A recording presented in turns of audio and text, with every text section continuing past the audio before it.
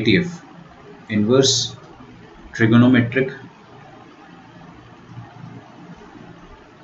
Substitute, क्या कह रहा हूँ मैं, function, inverse trigonometric function.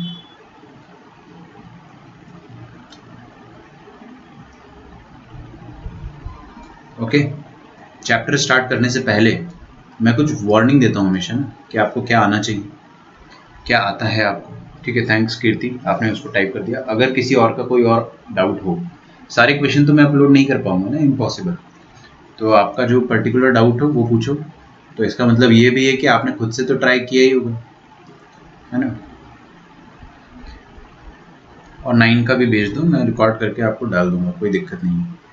Okay, तो इनवर्स ट्रिग्नोमेट्रिक फंक्शन में सबसे पहला वार्निंग जो जाता है हमेशा, फर्स्ट वार्निंग इज, पहला वार्निंग ये है कि ये चैप्टर जो है इट इज़ स्लाइटली डिफिकल्ट। ठीक है, तो आप लोग अपने आप को मेंटली प्रिपेयर कर लो, है ना। एकदम प्रिपेयर रहना कि ये चैप्टर आपको मुश्किल लगेगा, हर किसी को लगता है, इनएविटेबल है ये चीज़। आपको डिफ़िकल्ट ना लगे ऐसा हो ही नहीं सकता है, फिर ग्रेजुअली थोड़ा थोड़ा आसान हो जाता है। मैं ये नहीं कह रहा हूँ कि चैप्टर मुश्किल है, मैं कह रहा हूँ कि चैप्टर थोड़ा सा डिफरेंट है। जैसे आपको साइन एक्स तो पता है, लेकिन इसका इन्वर्स निकालने के लिए आपको अगर कहा जाए साइन इन्वर्स एक्स, तो थोड़ी मुश्किल जाती है। देखेंगे अपन, है ना, हम लोगों को मुश्किल नहीं लगेगा, क्योंकि हम लोग बहुत धीरे धीरे सारी चीज़ें पढ़ेंगे। दूसरी बात यह है कि इसके क्वेश्चंस जो है हमें दो तरीके से सॉल्व करना है। हाँ, आफ्टर क्लास आदित्य भेज देना, है ना। आप आफ्टर क्लास भी भेज सकते हो, जैसे मैं बता देता हूँ ना, पार्डन फॉर इंटरप्टिंग अगेन। आपके जो भी डाउट्स हैं आप क्लास के बाद मुझे या तो ईमेल कर दो, या तो फिर गौरांग या आदित्य को, गौरांग को भेज दो, वैसे ही आदित्य को भेज दो, वो लोग मुझे भेज देंगे। ठीक है, बट मेक श्योर कि आप लोग वो 5 बजे से, मतलब अपनी क्लास खत्म होती है ना उसके बाद भेज देना, 15 मिनट का ब्रेक रहेगा आपका, तब भेज देना, क्योंकि क्लास खत्म होने के तुरंत बाद में रिकॉर्डिंग स्टार्ट करूँगा, है ना। आज मुझे एक्चुअल में बहुत ज़्यादा बिजी हूँ मैं, इनफैक्ट कल से ही बिजी हूँ, तो मुझे टाइम नहीं मिलेगा, बट फिर भी मैं आज शाम तक इसको फिनिश करके आपको भेज दूँगा। फिर आप अपना टेस्ट दीजिएगा। टेस्ट अगर अच्छा जाता है तो अच्छी बात है, ख़राब जाता है तो रीटेस्ट करेंगे अपन। जब तक अच्छा नहीं जाता तब तक मैं टेस्ट को फिर से ऑर्गेनाइज करूँगा, है ना। और फिर नेक्स्ट अपन फंक्शंस का भी एक टेस्ट रखेंगे आफ्टर 2.5 वीक्स। ठीक है, मैं चैप्टर खत्म होने के कुछ महीनों बाद, कुछ हफ्तों बाद टेस्ट रखने की कोशिश कर रहा हूँ, ताकि आप रिवाइज करो। Okay, coming back to ITF. तो इनवर्स ट्रिग्नोमेट्रिक फंक्शन का मतलब क्या है, इसके नाम से ही समझ में आ रहा है अपने को, है ना। इट इज, लिखिए मेरे साथ, inverse of all trigonometric functions. पहला लेक्चर है, अपन इसको बहुत लाइट रखेंगे। Inverse of all trigonometric functions मतलब कितने फंक्शन होते हैं, साइन होता है, कॉस होता है, इन दोनों के उल्टे होते हैं, कोसेक, सीकेंट एक्स, एक्स लिख दो, फिर tan एक्स और cot एक्स, ये सारे ट्रिग्नोमेट्रिक फंक्शन होते हैं, इनका अपने को इन्वर्स निकालना है। इन्वर्स मतलब क्या हो गया सर, इन्वर्स मतलब वही जो अपन ने अभी फंक्शंस में ताजा पढ़ा है। इन्वर्स मतलब ये हो गया कि एफ इन्वर्स निकालना है अपने को, सिंपल सी बात है ना। तो this is directly related to invertibility. लिखिएगा मेरे साथ, मैं बहुत धीरे धीरे लिख रहा हूँ। Directly related to invertibility. ठीक है, अच्छा एक बात बताओ मुझे कि कोई भी फंक्शन का इन्वर्स कब पॉसिबल होता है, इन्वर्स कब पॉसिबल होता है, जब वो इन्वर्टिबल हो। इन्वर्टिबल मतलब 1 1 और ऑन 2, ये चीज अपने पढ़ी थी। देखिए अ फंक्शन, ऐसा मत लिखो, थोड़ा और अच्छी इंग्लिश में लिखे, inverse of a function exists when it is 1 1 and on 2, जिसको अपन प्यार से बाइजेक्टिव भी कहते थे। ये तो अपन ने अभी रिसेंटली बहुत ताजा पढ़ा है कि कोई भी फंक्शन 1 1 होगा और ऑन 2 होगा तभी उसका इन्वर्स पॉसिबल है। तो अगर मेरे को किसी भी फंक्शन का इन्वर्स बनाना है तो उसको 1 1 भी होना पड़ेगा और साथ में ऑन 2 भी होना पड़ेगा, है ना। ओके, 1 1 का मतलब पता है आपको क्या होता है, 1 1 का मतलब होता है it should be continuously increasing और कंटिन्यूसली डिक्रीजिंग। या तो कंटिन्यूसली इंक्रीजिंग होना चाहिए या तो कंटिन्यूसली डिक्रीजिंग होना चाहिए। ठीक है। और ऑन टू का मतलब क्या होता है? ऑन टू का मतलब होता है कि range must be equal to codomain. ठीक है सर, यहाँ तक तो एकदम चले, कोई दिक्कत नहीं है ना? ओके, आप लोगों ने टाइप कर दिया, अब आप बेफिक्र रहो, मैं आज आपके डाउट्स जो है वो पोस्ट करता हूँ, है ना? अब आप शांति से ये लेक्चर देखो, आपका टेस्ट अच्छा जाएगा, है ना? मैं सबको बोल रहा हूँ, आप लोगों ने अगर क्लास नोट्स अच्छे से पढ़ा है और आपने डीपीपीज रिवाइज क्या सॉल्व करी ना, तो इनफ है, मोर देन इनफ, है ना? चलिए, तो रेंज अगर कोडोमेन के बराबर है तो फंक्शन क्या हो जाएगा? ऑन टू हो जाएगा। अच्छा, एक बात बताओ कि पीरियोडिक फंक्शन मेनी वन होता है या वन वन होता है? पीरियोडिक फंक्शन मेनी वन होता है, वन वन होता है? डेफिनेटली मेनी वन होता है भाई, क्योंकि पीरियोडिक फंक्शन रिपीट करने लग जाता है। जैसे एक साइकिल है साइन का, और ये साइकिल क्या होगा? दूसरा साइकिल होगा, है ना? तो देख रहे हो ना, आप रिपीट करने लग जा रहे हैं, मतलब आपको अगर आप हॉरिजॉन्टल लाइन खींचोगे तो आपको बहुत सारे पॉइंट मिल जाएंगे, तो मिनी वन हो गया। या तो आप ऐसा बोल दो, बहुत सारे एक्स पर सेम वाई मिलेगा। समझ पा रहे हो आप लोग? तो पीरियोडिक फंक्शन जितने भी होते हैं, they are all many one, है ना? और सारे ट्रिग्नोमेट्रिक फंक्शंस क्या होते हैं? पीरियोडिक होते हैं। तो इस बात को अपन लिखेंगे, लिखिए all trigonometric functions, all trigonometric functions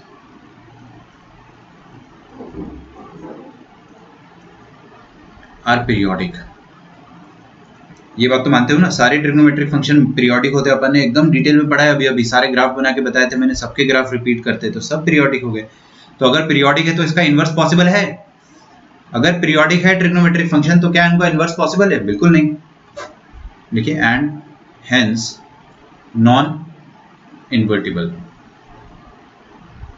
non invertible. ठीक है, तो फिर ये चैप्टर क्यों पढ़ रहे हैं? चैप्टर तो यहीं पे खत्म हो गया। ये चैप्टर बस इतनी सी लाइन में खत्म हो गया कि भाई ये जो ट्रिग्नोमेट्रिक फंक्शंस होते हैं दे आर पीरियोडिक। पीरियोडिक मतलब मेनी वन, पीरियोडिक मतलब मेनी वन, और मेनी वन हो गया मतलब ये बाइजेक्टिव तो डेफिनेटली नहीं हो सकता, तो इट इज़ नॉट इन्वर्टिबल। अगर इस इन्वर्टिबल नहीं है मतलब इसका इन्वर्स नहीं बन सकता है, और अगर इसका इन्वर्स नहीं बन सकता है तो हम ये चैप्टर पढ़ ही क्यों रहे हैं, है ना? लेकिन अगर कोई ज़बरदस्ती करे अपने साथ, हुआ क्या ना कि लोग ज़बरदस्ती करने लगे, लोग बहुत लालची होते हैं, उन्होंने ज़बरदस्ती करी और हमारा सिलेबस बढ़ा दिया। कोई बात नहीं, अब सिलेबस बढ़ गया है तो बढ़ गया, कोई दिक्कत नहीं है, हम लोग इसको पढ़ेंगे। किसी ने हमारे सिर पे बंदूक रखी और बोला कि यार ये इन्वर्टिबल नहीं है लेकिन इसको ज़बरदस्ती इन्वर्टिबल बना के बताओ, है ना? तो हम लोगों ने बोला कि ठीक है, इट इज़ ऑल्सो पॉसिबल। अपन ने लास्ट में देखा था अगर कोई फंक्शन इन्वर्टिबल नहीं है, जैसे मैंने आपके सामने ये y = x² बनाया था, है ना? ये फंक्शन इन्वर्टिबल है क्या? बिल्कुल नहीं, क्योंकि इट इज़ मिनी वन।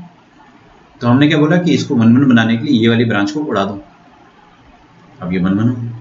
और ऑन टू बनाने के लिए आप क्या करो, उसकी डेफिनेशन चेंज कर दो, मतलब f जो है वो 0 टू इन्फिनिटी से लेकर, इसकी रेंज कितनी होगी बच्चों? ये 0 से लेकर आकाश लोक, मतलब 0 टू इन्फिनिटी। ये मैंने खुद से इसको डिफाइन कर दिया, मैंने इस फंक्शन को खुद से डिफाइन कर दिया। अब ये फंक्शन ऑन टू भी है और वन वन भी है, तो मैंने इसको जबरदस्ती वन वन ऑन टू बनाया, तो वो ओपन कर सकते हैं। तो लिखिए, to make them invertible, to make them invertible we can do some काटापेटी। लिखो, अरे सच में नहीं लिख देना, we cut their domain, we cut their domain,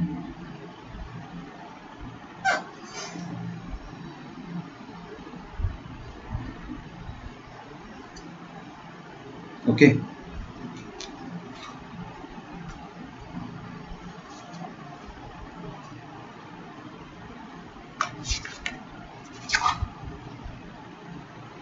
तो आप उनकी डोमेन को कट करोगे, आप कैसे कट करेंगे वो अपन देखेंगे, वो अपन देखेंगे। यहाँ तक आप लिखो, फिर मैं आपको शांति से धीरे धीरे समझाऊंगा, आज कोई जल्दबाजी नहीं है।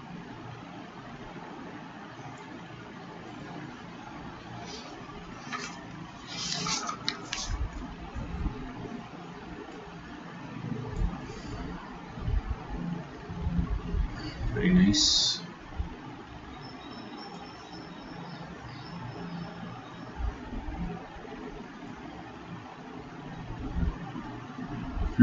लिखिए, रीडिफाइनिंग साइन।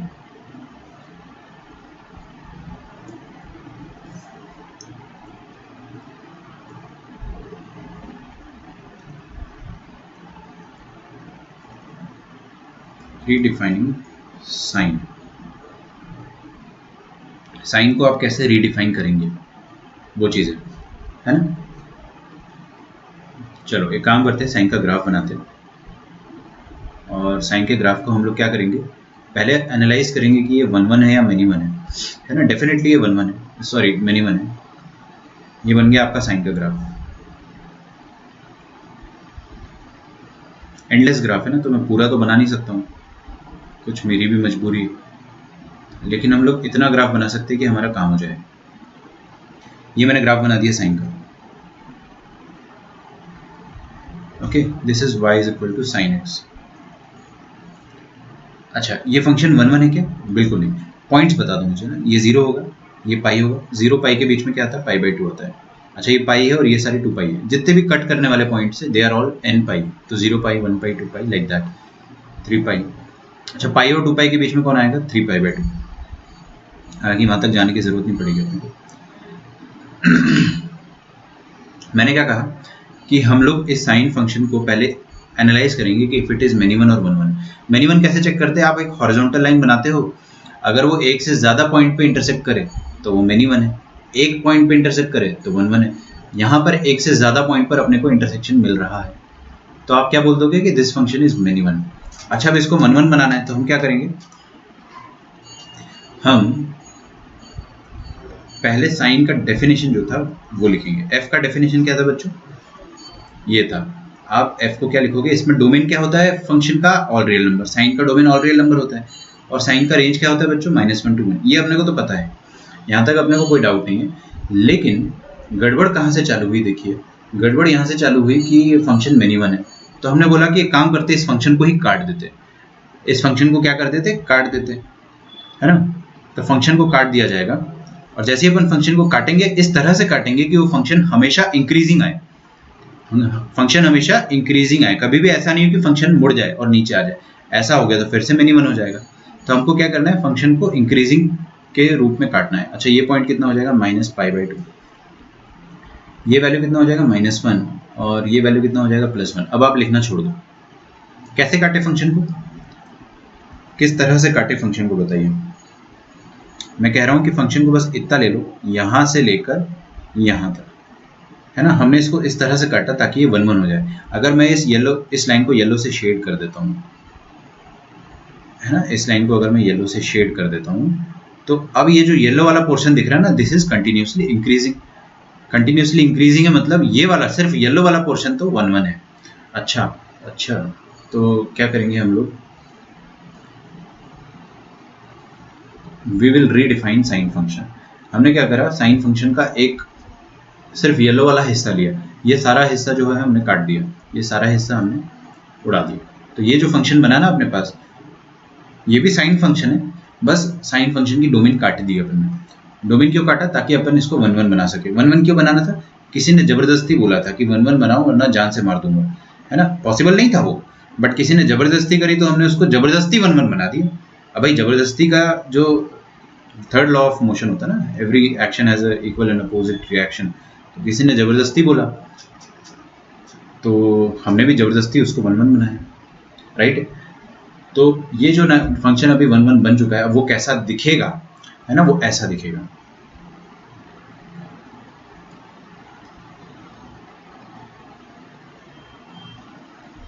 ऐसा दिखेगा, प्लीज ड्रॉ इट। क्या हो रहा है ये, ऐसा दिखेगा। ये पॉइंट कौन सा है बच्चों, आपके डाउट्स मुझे सब पता है, अभी आप क्या क्या पूछोगे सब पता है मुझे, मैं सब आपको बताऊंगा धीरे धीरे। अच्छा सुनो मेरी बात, अगर आप किसी चूहे की पूंछ काट दोगे तो रहेगा तो अभी भी चूहा ही ना, ऐसा थोड़ी कि चिपकली बन जाएगा। तो आपने साइन फंक्शन को काट दिया है, तो ये तो है तो अभी भी साइन फंक्शन, है ना, बट थोड़ा कट पिट गया है। तो मतलब हुआ क्या है कि इसकी डोमेन को हमने जबरदस्ती काट दिया। अलाउड है, कोई दिक्कत नहीं, काट सकते। क्यों काटा अपने, ताकि वो 1 1 बन जाए।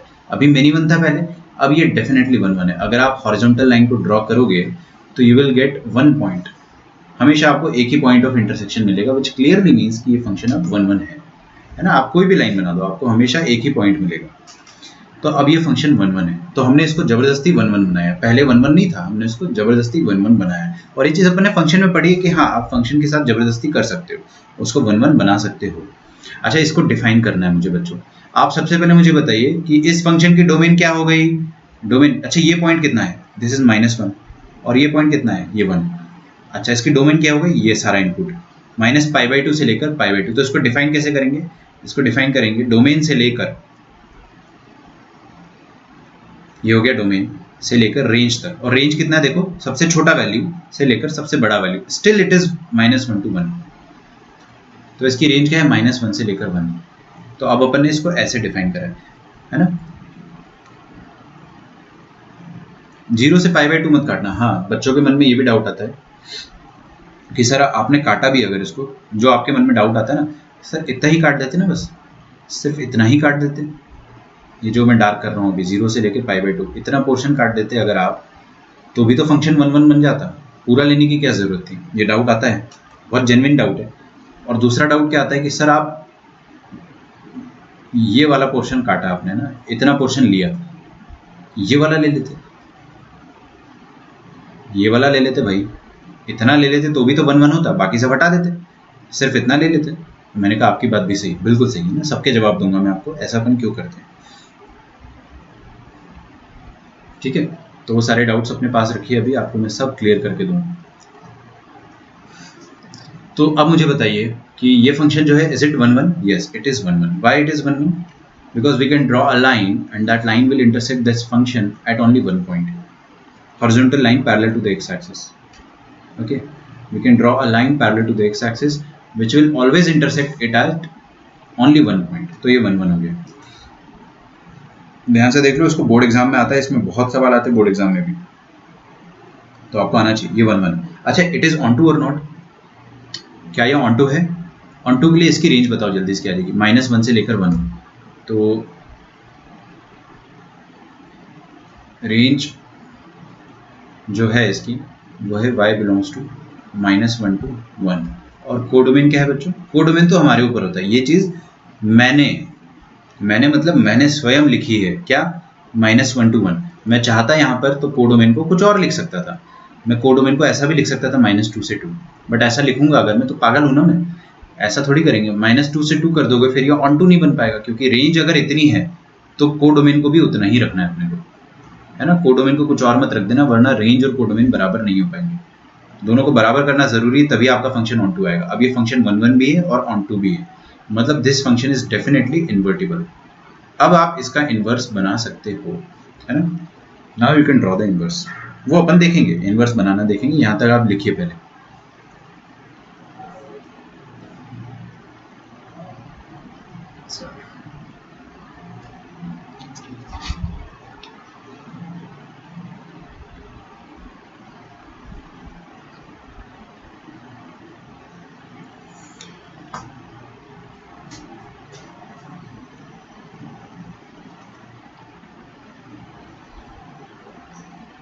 है ना, ये है y is equal to sine x, था पहले भी साइन, अब इसको काट दिया है तो काटने के बाद भी ये साइन है।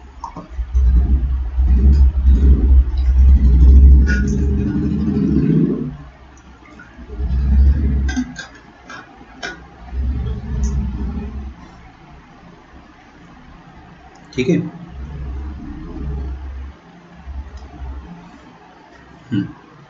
अब मेरी बात ध्यान से सुनना है ना। जैसे कि सबसे पहला डाउट जो आया था आदित्य का, कि डाउट नहीं, उसने बोला था कि 0 to π क्यों नहीं लिया, है ना।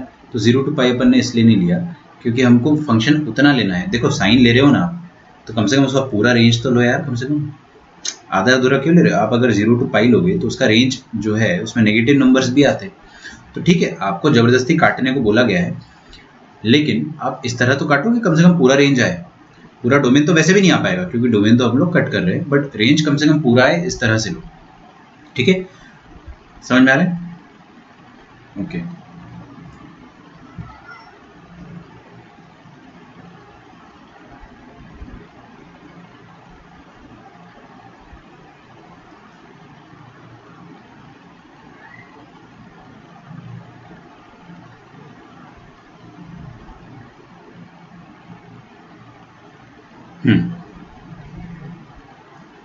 तो अब मैंने क्या करा, साइन का ग्राफ बना दिया। अब मैं इस ग्राफ का इन्वर्स बनाना चाह रहा हूँ, है ना। तो देखिए मेरे पास जो फंक्शन था newly defined sine function, newly defined sine function, वो क्या है, वो ये है एफ। इसकी डोमेन अब चेंज हो गई है अपने लिए -π/2 टू π/2। हमने बस उतना ही डोमेन लिया जितने के लिए 1 1 आएगा, और इसकी रेंज क्या है अभी भी -1 2। रेंज के साथ हमने कॉम्प्रोमाइज़ नहीं किया है। डोमेन के साथ तो करना ही था, आप कितना भी चाह लो डोमेन के साथ करना ही था, रेंज के साथ हमने कॉम्प्रोमाइज़ नहीं किया है। अच्छा, एफ इनवर्स क्या हो जाएगा बच्चों, देखिए न्यूली डिफाइंड साइन फंक्शन। अब मुझे क्या लिखना है, इसका इनवर्स। तो ये तो फंक्शन था, अब इसका इनवर्स लिखना है अपने को। तो इनवर्स कैसे लिखेंगे, एफ इनवर्स। एफ इनवर्स क्या होता है, अगर आपका फंक्शन ए टू बी था ओरिजिनली, तो इनवर्स क्या हो जाएगा, बी टू ए। मतलब कोडोमेन जो था वो क्या बन जाएगा, वो बन जाएगा डोमेन, बी टू ए हो जाएगा, बी टू ए। तो अब ये -1 to 1 यहाँ पे आ जाएगा, और -π/2 2 to π/2 यहाँ पर आ जाएगा। तो मैंने यहाँ पे लिखा -1 to 1, ब्रैकेट ढंग से नहीं लगा, से लेकर -π/2 टू π/2। ठीक है क्या,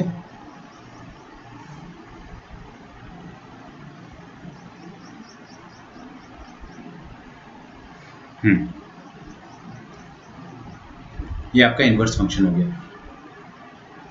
अच्छा, यहाँ पर छोटी सी जगह बची है, यहाँ पे लिख दो ना, फंक्शन था क्या अपने पास, function was f(x) is equal to sine x.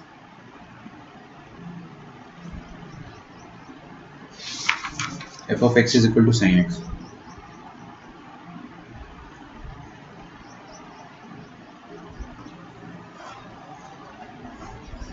यहाँ देखिए, अब अगर अपने पास कोई फंक्शन है y is equal to sine x, है ना, तो इसका इन्वर्स कैसे लिखते हैं अपन, वो देखिए। इन्वर्स लिखने का प्रोसेस क्या होता था बच्चों, कभी भी किसी भी फंक्शन का इन्वर्स बनाना है आपको, मान लो आपके पास लिखा है y is equal to x plus 3, इसका इन्वर्स बनाना है, तो आप क्या करते हो, आप सबसे पहले x को अकेला करते हो। x को अकेला कैसे करोगे, y minus 3 is equal to x. फिर उसके बाद x और y की अदला बदली कर दोगे, जहां जहां x है वहां वहां y, और जहां जहां y है वहां वहां x। तो इधर क्या आ जाएगा आपके पास, यहाँ आ जाएगा y is equal to x minus 3, और ये जो y आता है यही होता है इनवर्स। ठीक है, ये तो अपन रफ वर्क कर रहे हैं, वही चीज़ मैं साइन के साथ करूंगा। सबसे पहला स्टेप क्या होता है, ये x को अकेला करना। तो ये x को अकेला कैसे करते हैं, देखिए आगे देखिए प्लीज़, ये दिमाग में से एक बार में बैठ जाना चाहिए आपका, है ना, वरना उड़ जाएगा। ये जो x है इसको अकेला करने का तरीका ये होता है, आप क्या करोगे ना, y is equal to sine x है, तो ये साइन यहाँ से हटा दोगे और इधर भेज दोगे। मतलब लिखने का तरीका समझा रहा हूँ, ऐसा करते नहीं अपन। x जो हो जाएगा वो साइन इनवर्स y हो जाएगा, समझ में आ रहा है, x आ गया साइन इनवर्स y, ऐसे लिख दो, x is equal to sine inverse y। Last step ये हो गया, x अकेला हो गया। जैसे ही x अकेला हो गया, ये लिखने का तरीका ये मैं सिखा रहा हूँ आपको, ऐसा होता है। ठीक है, आप साइन, आपके सामने ये लिखा है ना y is equal to sine x, आप इसको क्या लिख सकते हो, x is equal to sine inverse y। तो x और y को अदला बदली कर दोगे तो x की जगह y आ जाएगा और y की जगह x आ जाएगा, है ना। तो ये जो लास्ट वाला आपका फंक्शन है, दिस इज नाउ इनवर्स, ये इनवर्स फंक्शन है। तो f इनवर्स x क्या आ गया बच्चों, f इनवर्स x आ गया y is equal to sine inverse x। ठीक है, थोड़ा सा हमको, बहुत थोड़ा नहीं, बहुत कुछ अटपटा लगा अभी तक देख के, कि लाइफ में पहली बार ऐसा कुछ हो रहा है।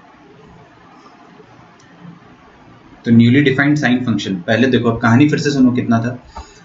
पहले अपने पास साइन था ऐसा, ये साइन मिनिमम आ रहा था, तो हमने बोला कि यार एक काम करते हैं, इसको यहाँ से और यहाँ से काट देते हैं। यहीं से और यहीं से क्यों काटा अपन ने, वो देखेंगे अपन। बस इतना ऐसे काटा कि रेंज उसकी पूरी आ जाए, है ना। फिर हमने इसको जब काटा तो ये अभी भी साइन है, अब हमने इसको ऐसे डिफाइन कर दिया है कि ये 1 1 भी है और ऑन टू भी है। अच्छा, मतलब इन्वर्टिबल है, तो हमने इसको तुरंत इन्वर्स बना लिया। और जैसे ही अपना इन्वर्स बना लिया, अब इन्वर्स का ग्राफ कैसे बनेगा वो अपने को देखना है, वो नेक्स्ट स्टेप है, वो अपन देखेंगे।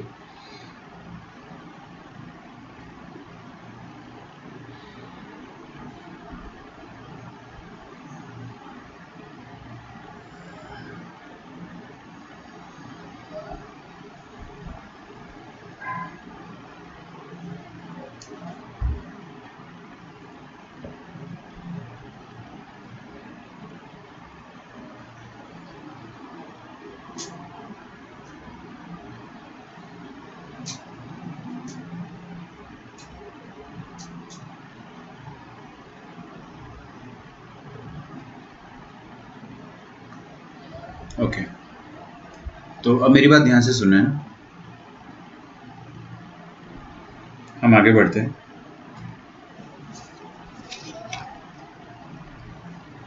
लिखिए आगे, मैं थोड़ा सा पहले लिखवा देता हूँ, फिर हम आगे बढ़ेंगे। Note: to redefine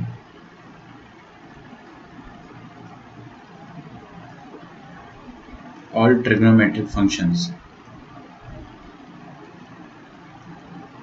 trigonometric functions,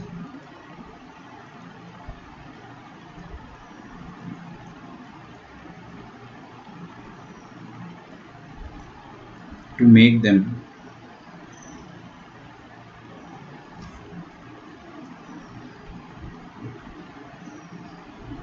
one and onto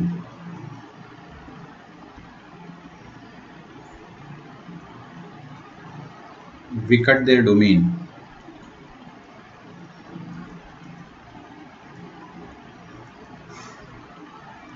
such that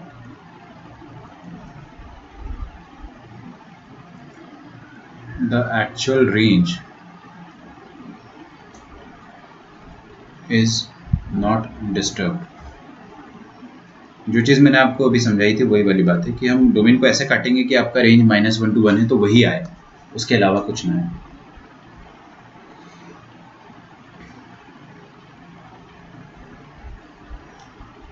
also ये वाली बात आपको समझ में अभी नहीं आएगी जो मैं लिख रहा हूँ, पहले मैं समझा दूँ क्या? देखो यहाँ तक, पहले समझा देता हूँ, बेहतर होगा।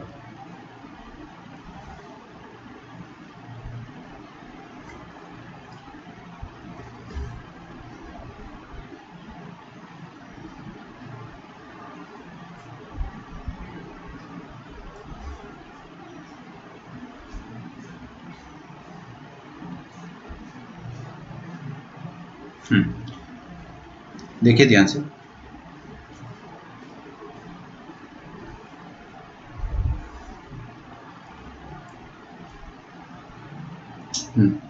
बहुत ध्यान से देखना यहाँ पे है ना, मैंने अपनी फ़ैन की स्पीड कम कर दी है ताकि आपको आवाज़ क्लियर आए, इतना इंपॉर्टेंट ये पॉइंट। ये एक्स वाई नहीं है, दिस इज, ये है अपना चारों क्वाड्रेंट, ये 4 क्वाड्रेंट अपने पास, first quadrant, second quadrant, third quadrant, fourth quadrant. क्या आप लोगों ने ट्रिग्नोमेट्री पढ़ी है? हाँ बिल्कुल पढ़ी है। उस ट्रिग्नोमेट्री में आपने ये पढ़ा था ASTC क्या होता था? ये होता था ASTC, है ना। अब आपको अगर डोमेन काटना है तो डोमेन काटने के लिए हम वो वाले क्वाड्रेंट चूज करेंगे, है ना। सुनना मेरी बात ध्यान से, वो वाले क्वाड्रेंट चूज करेंगे जहां पर आपके फंक्शन पॉजिटिव भी आए और नेगेटिव भी आए, है ना।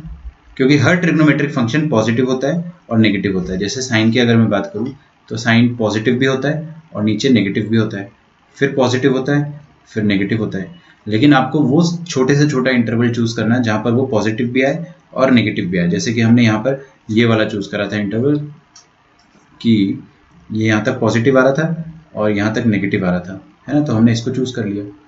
ओके, अब छोटे से छोटा इंटरवल चूज करना है आपको, बड़े एंगल्स पे नहीं जाना है। जैसे जैसे अगर मान लो आप में से कोई सज्जन पुरुष या कोई स्त्री ऐसा पूछ लेते कि सर आप इतना ये वाला इंटरवल काट लो ना, ये क्यों नहीं काटा आपने? अगर आप ये इंटरवल ले लेते तो क्या बिगड़ जाता? तब भी तो आपका फंक्शन 1 1 आता और ऑन टू आता, फिर इसका इन्वर्स ले लेते। मैंने कहा आपकी बात बिल्कुल सही है, आप मुझे ये पॉइंट बताओ क्या है। तो वो इंसान बोलेगा कि ये पॉइंट है 3π/2 और ये पॉइंट क्या है, दिस इज 5π/2। अच्छा अच्छा अच्छा अच्छा, ओके ओके, ध्यान से समझना बच्चों, है ना। मैं बहुत बहुत ज़्यादा गहराई की बात बता रहा हूँ आपको। ये पॉइंट कितना है बच्चों? ये पिंक वाला, ये π/2 और ये वाला -π/2। आप मुझे ये एक बात बताइए बस, है ना, एक छोटी सी बात, बहुत छोटी सी बात, कि ग्रीन वाले जितने भी मैंने पॉइंट्स बनाए हैं 3π/2 और 5π/2 ये एंगल है, और पिंक वाले एंगल्स, कौन से एंगल छोटे हैं कौन से एंगल बड़े हैं? कोई आंख का अंधा भी बता देगा कि ये पिंक वाले एंगल छोटे हैं, दे आर छोटा एंगल, और ये ग्रीन वाले एंगल जो है काफ़ी बड़े हो गए ना, 270 डिग्री, बहुत आगे बात पहुंच गई है। और ये तो पता नहीं कहाँ पहुंच गया है, 9 5 45, 450 डिग्री पे पहुंच गया है। तो इतने बड़े एंगल्स के साथ डील करने में किसी को मज़ा आता है क्या? नहीं आता है। तो जो मैथमेटिशियंस ITF को डिराइव कर रहे थे उनको भी मज़ा नहीं आया। उन्होंने बोला कि अरे यार ये सब हटाओ ना बे, ये सारे जो एंगल्स हैं इनको मत लो आप, ये बड़े एंगल्स हैं। आपको अगर 1 1 बनाना है तो दो चीज़ का ध्यान रखो। क्या? कि फंक्शन जहां पॉजिटिव हो रहा है और जहां नेगेटिव हो रहा है वो वाला हिस्सा चूज कर लो। ठीक है, और ऐसे चूज करो कि आपको छोटे एंगल्स के साथ डील करना पड़े। सही है क्या? पक्का? ओके, मेरे ख्याल से आपको समझ में आ रहा है बात। तो एक बात सुनो, मेरी बात है ना, यहाँ पर अगर मैं आपको बोल दूंगा कि फर्स्ट में कौन पॉजिटिव होता है, all ITF, all functions are positive, यहाँ पे हर फंक्शन पॉजिटिव होता है। तो हम लोग क्या करेंगे, जब साइन को काटेंगे, साइन को काटेंगे तो हमने क्या है, पिंक वाला इलाका जब चूज करा था, तो पिंक वाले इलाके में दो तरह के एंगल आए थे। मैं जूम करके बताता हूँ, धीरे धीरे बात जो है वो दिमाग में घुसती है ना, इसलिए आप इस पर टाइम लीजिए। दो तरह के एंगल आ रहे हैं, ये आ रहा है यहाँ 0 से लेकर π/2। अच्छा, 0 से लेकर π/2, आप मुझे बताइए कौन सा क्वाड्रेंट है? नहीं, आप सोच ही नहीं रहे। ये आपके 4 क्वाड्रेंट है, ये 0 होता है और ये π/2 होता है, तो फर्स्ट क्वाड्रेंट हो गया ना 0 से π/2। अच्छा, ये वाला बताइए, -π/2 से लेकर 0, ये कौन सा क्वाड्रेंट हो गया? ये होता है -π/2 से लेकर 0, तो ये हो गया फोर्थ क्वाड्रेंट। तो आपने कौन कौन से क्वाड्रेंट में डील करा है बच्चों? फर्स्ट क्वाड्रेंट में और फोर्थ क्वाड्रेंट में डील करके आपने साइन को, y is equal to sine को इन्वर्टिबल बना दिया है ना। तो कैसे चूज करा अपन ने फर्स्ट और फोर्थ? बहुत आसान सा तरीका है। आपको क्या करना है, फर्स्ट पे हर कोई पॉजिटिव होता है तो फर्स्ट क्वाड्रेंट आप हमेशा चूज करोगे। आपको ये धीरे से समझ में आएगा ना, फर्स्ट क्वाड्रेंट आप हमेशा चूज करोगे।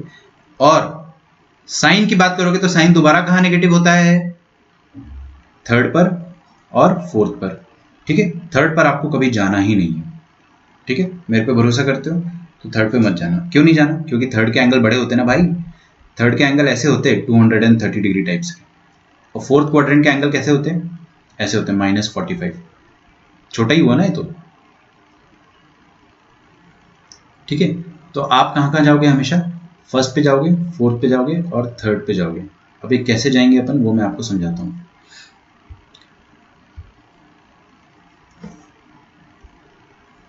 तो हम लोग क्या करते हैं, एक आसान सा तरीका डिराइव करते हैं चेक करने के लिए कि हम कौन कौन सा क्वाड्रेंट यूज करेंगे। फिर जैसे ही अपन अप्लाई करेंगे आपको सब एक एक बार में समझ में आने लगेगा। देखिए, जब मैं sin x की बात करता हूँ, sin x की बात करता हूँ, तो लिखना छोड़ दो, लिखना छोड़ दो, ये डिफिकल्ट पार्ट है ना, ये सबसे डिफिकल्ट पार्ट है। ये आपको समझ में आ गया तो आगे सब कुछ अच्छे से समझ में आएगा। ये आपको समझ में नहीं आया तो थोड़ी प्रॉब्लम जाएगी। हाँ, आपसे मैं आसान आसान से सवाल पूछूंगा, मुझे बताओ कि साइन कहाँ पॉजिटिव होता है? सबसे छोटा एंगल फर्स्ट में पॉजिटिव होता है, राइट? सेकंड में भी पॉजिटिव होता है, बट ये बड़े एंगल हो गए ना, हम लोग बड़े एंगल पे कभी नहीं जाएंगे। अगर अपने पास फर्स्ट क्वाड्रेंट और सेकंड क्वाड्रेंट की चॉइस है तो हम लोग फर्स्ट क्वाड्रेंट ही चूज करेंगे, क्योंकि ये वाले एंगल्स जो है वो छोटे होते हैं, तो ये नहीं चूज करेंगे। मेरा सवाल क्या है? दो ही सवाल है, साइन कहाँ पॉजिटिव होता है और कहाँ नेगेटिव होता है। मैंने आपसे पूछा साइन कहाँ पॉजिटिव होता है, आप सबने चिल्ला के बोला फर्स्ट क्वाड्रेंट। फिर मैंने बोला कि साइन नेगेटिव कहाँ होता है, आपने बोला थर्ड में भी होता है और फोर्थ में भी होता है ना। कौन सा चूज करूंगा मैं? फोर्थ। दो रीजन है उसके। पहला रीजन कि थर्ड में एंगल बड़े हो जाते हैं, दूसरा रीजन ये है, तो अपन थर्ड को चूज नहीं करेंगे। और दूसरा रीजन ये है कि फर्स्ट और fourth they are adjacent to each other, एक दूसरे से लगे हुए हैं, तो अपने को ग्राफ एक बार में मिल जाएगा। समझ में आए? तो साइन के लिए हम कौन कौन से क्वाड्रेंट यूज करेंगे? First and fourth. कैसे करेंगे उसका टेंशन मत लो प्लीज, प्लीज। अब बस इतना बताओ मेरे को कि कौन कौन से क्वाड्रेंट अपन चूज करेंगे। समझ में आ गया आपको साइन के लिए कौन कौन से quadrant? First and fourth. Graph में आपको बना के बताऊंगा तब क्लियर होगा, अभी बिल्कुल क्लियर नहीं होने वाला कि अपन कर क्या रहे हैं। बट मैं आपको इतना पूछ रहा हूँ कि पॉजिटिव और नेगेटिव कहाँ पर हो रहा है ये बस बता दो मुझे। ठीक है, कॉस पर आते हैं। कॉस पर आ जाओ बच्चों, आ गए आप कॉस पे? हाँ, मुझे बताओ कॉस कहाँ पॉजिटिव होता है? पूरी क्लास ने चिल्ला के बताया फर्स्ट पे, क्योंकि फर्स्ट पे ऑल पॉजिटिव होते हैं, है ना। तो अपन ने फर्स्ट चूज कर लिया है। साथ में अपन कौन सा चूज करेंगे? या तो सेकंड या तो फोर्थ। थर्ड तो आपको लेना ही नहीं है ना, थर्ड तो आपको लेना ही नहीं। क्यों ले रहे हैं उसका अभी मैं 3 बार आपको रिपीट कर चुका हूँ कि सर ये क्या कर रहे हैं उसका टेंशन मत लो, है ना। कैसे कर रहे हैं अभी वो सिखा रहा हूँ मैं, इसका एप्लीकेशन क्या है वो थोड़ी देर बाद, 15 मिनट बाद आपको समझ में आएगा। अच्छा, तो कॉस में अपन ने क्या करा? फर्स्ट क्वाड्रेंट तो ले लिया। कॉस पॉजिटिव होता है फर्स्ट क्वाड्रेंट में, नेगेटिव कहाँ पर होता है बच्चों? फोर्थ में। तो सी लिखा है तो फोर्थ में तो कॉस पॉजिटिव होता है, तो फोर्थ अपन नहीं लेंगे, मिटा देता हूँ यहाँ पे। हाँ भाई, कॉस नेगेटिव कहाँ पर होता है? फर्स्ट एंड सेकंड, ये ले लिया हमने। फर्स्ट पर पॉजिटिव, सेकंड पे नेगेटिव। आपके पास दो ही चॉइस बचती है, वन तो लेनी ही हमेशा, है ना, ऐसे लिख देते वन तो लेनी ही हमेशा। तो या तो आप टू लोगे साथ में, या तो आप फोर लोगे, या तो वन टू या तो वन फोर, थर्ड नहीं लेंगे अपन। ठीक है, चलिए कोजेक पर आते हैं। कोजेक किसका उल्टा है? साइन का उल्टा है ना। कोजेक को भूल जाओ अभी, चलो tan पर आ जाओ, क्योंकि कोजेक साइन जैसी वन और फोर ही आएगा ना। tan पर आ जाओ ना, बताओ मेरे को tan कहाँ पॉजिटिव, हर किसी ने बोला फर्स्ट पर तो होते ही पॉजिटिव, तो will take first quadrant and along with that negative कहाँ पर होता है? tan नेगेटिव कहाँ पर होता है? tan नेगेटिव होता है, इधर भी होता है और इधर भी होता है ना। तो अब हमारे पास तो दो चॉइस बचती है। क्या चॉइस बचती है हमारे पास? या तो अपन वन टू ले लें या वन फोर ले लें। मैं डेफिनेटली वन फोर लूँगा, क्योंकि फोर्थ के एंगल छोटे होते हैं, है ना। सेकंड के एंगल थोड़े बड़े हो जाते हैं, ऐसे होते हैं ना, सेकंड के एंगल 120 डिग्री टाइप के होते हैं, फोर्थ के एंगल होते हैं -60 डिग्री टाइप के। तो हमको छोटे एंगल से डील करना है, सिलेक्ट करते आ रहा है ना। देखो कॉट के साथ भी सेम होगा। कॉट एक्स में अपन कौन कौन सा क्वाड्रेंट पिक करेंगे? कॉट कहाँ पॉजिटिव होता है? फर्स्ट पे। और नेगेटिव कहाँ होता है? सेकंड पे भी नेगेटिव होता है और फोर्थ पे भी नेगेटिव होता है, बट फोर्थ पे एंगल छोटे होते हैं, तो मैंने फोर्थ ले लिया। ठीक है, ये मैंने नहीं करा, ये मैथमेटिशियंस जब आईटीएफ डिराइव कर रहे थे तो उन्होंने यही थॉट प्रोसेस रख के आईटीएफ को डिफाइन किया था। आईटीएफ की ज़रूरत बहुत ज़्यादा पड़ रही थी, हर जगह ज़रूरत पड़ रही थी। इनफैक्ट आप कोई भी अगर इंजीनियरिंग करते हो जो कोर मेजरमेंट बेसिस, जैसे सिविल इंजीनियरिंग करते हो, तो उसमें आपको इन्वर्स ट्रिग्नोमेट्रिक फंक्शंस की बहुत ज़रूरत पड़ेगी, है ना। कोई भी टाइप की इंजीनियरिंग जिसमें आपको मेजरमेंट का बहुत ज़्यादा इस्तेमाल करना हो, तो एंगल्स का इस्तेमाल करना हो, तो उसमें आईटीएफ की ज़रूरत पड़ती है। तो आईटीएफ को इस तरह से डिराइव करा गया। अब मैंने आपको इतना सुना दिया है, इसके मैं आपको बेसिक पॉइंट्स लिखवा देता हूँ ना। लेकिन फर्स्ट क्वाड्रेंट को अपन ने यूज़ करा है ऑल में, यूज्ड इन ऑल।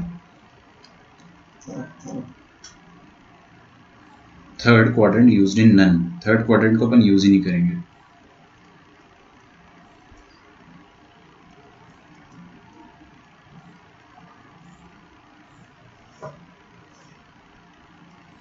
ठीक है,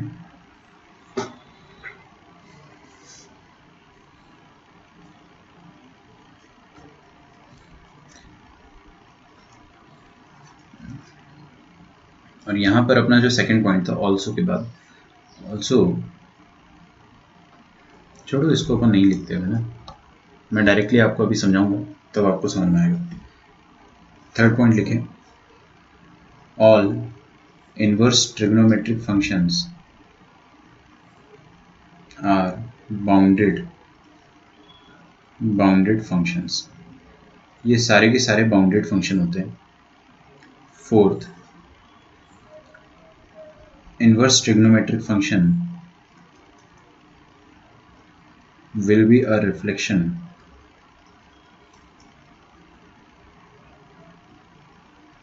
of function about the line y is equal to x।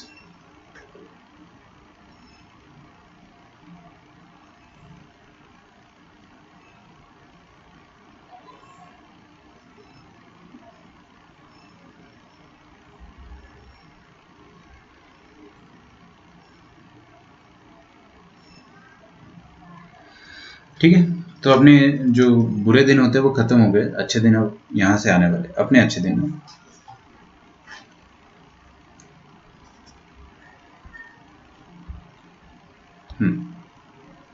ये लिख लिया आपने? इसको लिखो, मैं आपको 2-3 मिनट और लूँगा आपके, फिर अपन डायरेक्टली स्टार्ट करेंगे।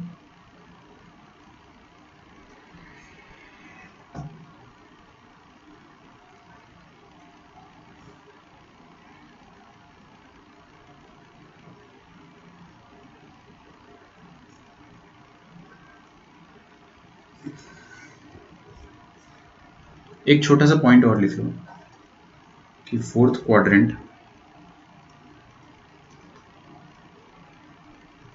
is not used in the clockwise direction। clockwise ही होगा क्या? ये क्लॉकवाइज होता है ना, in the anti clockwise direction.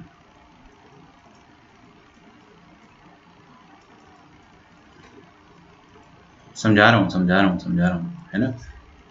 बहुत ही आसान सी बात है। आज के बाद अगर मैं आपको ये वाली लाइन देता हूँ और आपको मैं बोलता हूँ कि ये वाला एंगल जो है वो 60 डिग्री है, बताओ मेजरमेंट क्या है एंगल का। तो दो तरीके के लोग होते हैं। एक होता है कि अपने को ढंग से मेजर करके बताएंगे कि 360 माइनस 360 दैट इज 300 डिग्री। ये कौन सा डायरेक्शन हो गया? Anti clockwise direction. तो आपको एंटी क्लॉकवाइज में आज के बाद आंसर नहीं देना है, आईटीएफ में आंसर नहीं देना है। आप हमेशा आईटीएफ जब इनवर्स ट्रिग्नोमेट्रिक फंक्शन चैप्टर पढ़ोगे तो आपको उल्टा, सीधी बात है, आपको सीधा नहीं सोचना है, ठीक है। अगर आपको फोर्थ क्वाड्रेंट का एंगल आता है तो आप उसको 300 डिग्री मत बताना, आप उसको -60 डिग्री बताइए, ठीक है। तो वही चीज़ लिखिए कि fourth quadrant is not used in anti clockwise direction, है ना। ये चीज़ बेसिक रूल है आईटीएफ का। यहाँ पे एक छोटा सा टेबल बना दो। ये वाला जो टेबल है ना, इसको मैं ढंग से बना रहा हूँ।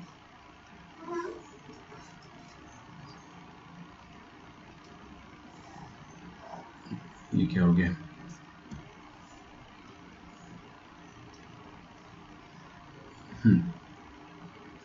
तो फर्स्ट एंड फोर मतलब साइन। तो फर्स्ट में तो ऑल आएंगे। फोर्थ क्वाड्रेंट में कौन कौन आ रहा है बच्चों? देखिए इधर साइन आ रहा है फोर्थ क्वाड्रेंट में, मतलब साइन इनवर्स एक्स आएगा।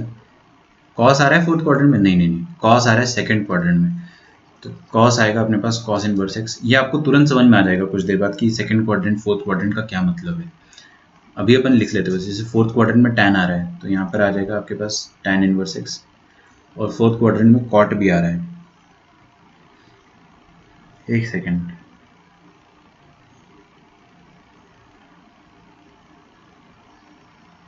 वन सेकेंड, अपन ने कुछ गड़बड़ कर दी है क्या?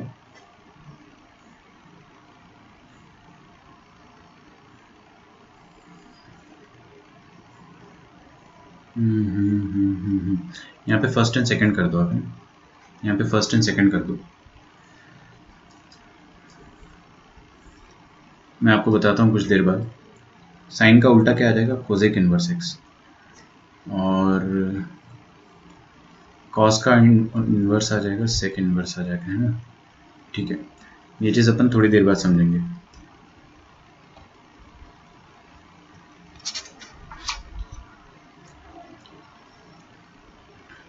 आ जाइए इधर, लिखिए graph of all 6 inverse trigonometric functions.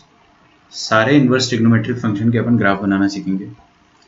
सबसे पहले अपन क्या बनाएंगे? y is equal to sine inverse x, है ना। y is equal to sine inverse x.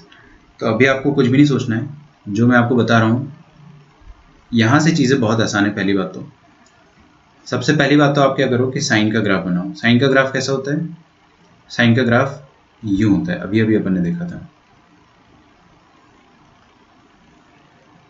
ये होता है। वैसे तो साइन का ग्राफ पूरा बनता है ना, ये पूरा ग्राफ भी बनता है, बट अपन पूरा ग्राफ ले नहीं रहे। हम लोग ये पूरा ग्राफ नहीं ले रहे क्योंकि हम लोगों को फंक्शन को 1 1 बनाना है और ऑन टू बनाना है, तो हमने इतना ग्राफ लेना है आज के बाद साइन का, ठीक है। साइन को काट दिया अपन ने, जो कटा वाला ग्राफ है अपने को वो यूज़ करना है। ये एक्स है और ये वाई है। अच्छा, ये है आपका ग्राफ, कौन सा? वाइट वाला है आपका ग्राफ साइन एक्स का, y is equal to sine x. वो लिखने की ज़रूरत नहीं है, ठीक है। बहुत आसान है, अपने को क्या करना है? इसका इन्वर्स निकालना है। तो इसका इन्वर्स निकालने के लिए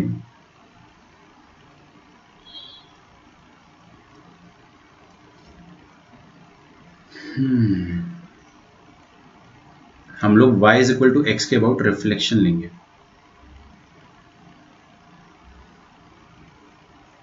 y is equal to x के अबाउट रिफ्लेक्शन लेंगे। अच्छा, ये पॉइंट कौन सा था?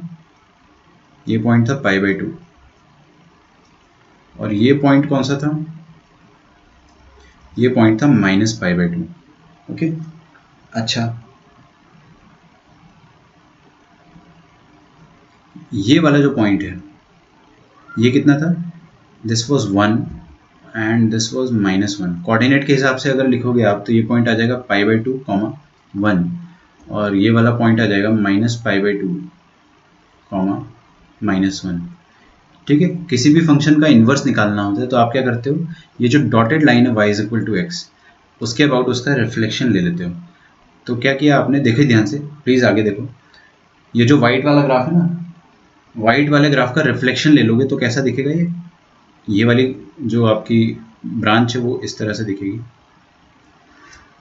और ये वाली ब्रांच इस तरह से दिखेगी, थोड़ा नीचे तक जाती है।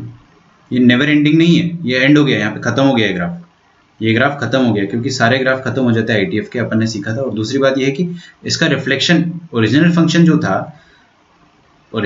जो था वो यहाँ तक रुक गया था ना, तो आपका जो रिफ्लेक्शन है वो भी यहीं पे आके रुक जाएगा। अच्छा मुझे एक बात बताओ, है ना, अपन ने ये चीज़ कोऑर्डिनेट ज्योमेट्री में पढ़ी थी, स्ट्रेट लाइन में अपन ने पढ़ा था कि सुनो इधर, कि अगर हमारे पास ये लाइन है y is equal to x, तो कोई भी पॉइंट का रिफ्लेक्शन आप आराम से ले सकते हो। अगर मेरे पास ये पॉइंट है a कॉमा बी, तो a कॉमा बी का रिफ्लेक्शन इस लाइन के अबाउट क्या आ जाएगा, b कॉमा ए। ठीक है, a कॉमा बी का रिफ्लेक्शन आ जाएगा b कॉमा ए, तो ये पाई बाई टू कॉमा वन का रिफ्लेक्शन क्या आ जाएगा, 1 कॉमा पाई बाई टू। ठीक है, अच्छा, और ये minus pi by two comma minus one का रिफ्लेक्शन क्या आ जाएगा, ये आ जाएगा -1 comma minus pi by to.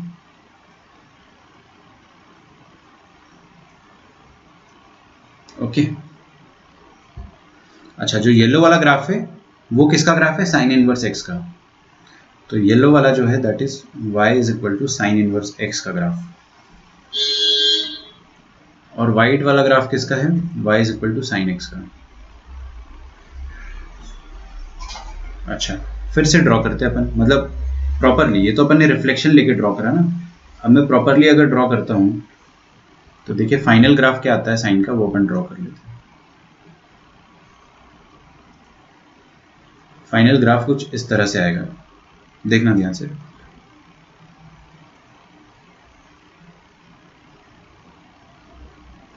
ये आता है साइन इनवर्स एक्स का graph, this is the graph of sine inverse x. तो मुबारक हो, आपने अभी पहला ग्राफ साइन इनवर्स एक्स का बनाना सीखा है ना। ये ग्राफ आपको याद रहना चाहिए। मैं आपको दो तीन चीज़ें बताता हूँ। इस पॉइंट का कोऑर्डिनेट कितना था, 1 कॉमा पाई बाई टू, और इसका कोऑर्डिनेट कितना था, -1 comma minus pi by to. ठीक है, अच्छा, 1 कॉमा पाई बाई टू हो गया, मतलब ये वाला जो पॉइंट हुआ, दिस पॉइंट इज 1, और जो ये वाला पॉइंट हुआ वो कितना हो जाएगा, -1 हो जाएगा। समझ में आ रहा है, ये -1 हो जाएगा, ये 1 हो जाएगा। ओके, और ये वाला पॉइंट हो जाएगा आपका pi by two, and this point will be minus pi by to.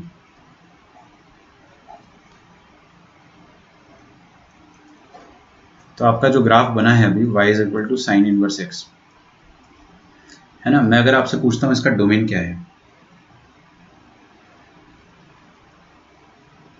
लिखिए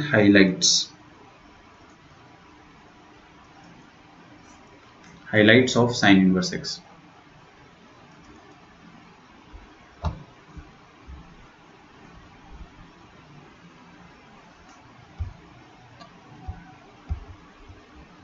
तो सबसे पहली हाईलाइट क्या है, इस फंक्शन का डोमेन।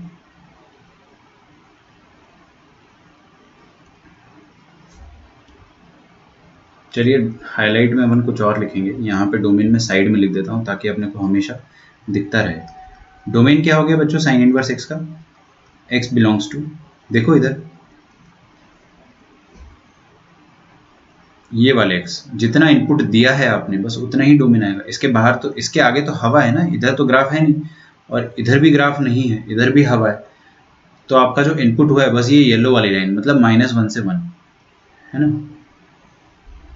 तो डोमेन आ जाएगा इसका -1 से लेकर 1। अच्छा, रेंज बताइए मुझे, रेंज क्या हो जाएगी, y बिलोंग्स टू, सबसे बड़ी वैल्यू क्या आ रही है इस फंक्शन की, और सबसे छोटी वैल्यू क्या आ रही है वो देखना है। तो सबसे छोटी वैल्यू से लेकर सबसे बड़ी वैल्यू, तो -π/2 से लेकर π/2 हो जाएगी इसकी रेंज, है ना। अभी मैंने आपको फील नहीं दिलाया है कि ये इन्वर्स फंक्शन होते क्या है, वो अपन थोड़ी देर बाद देखेंगे।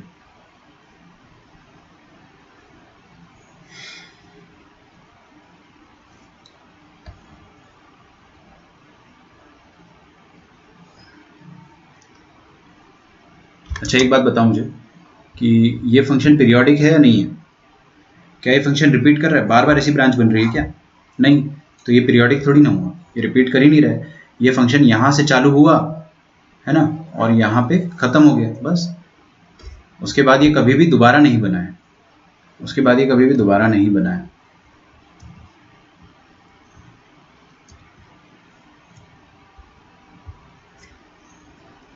तो आप क्या लिखोगे?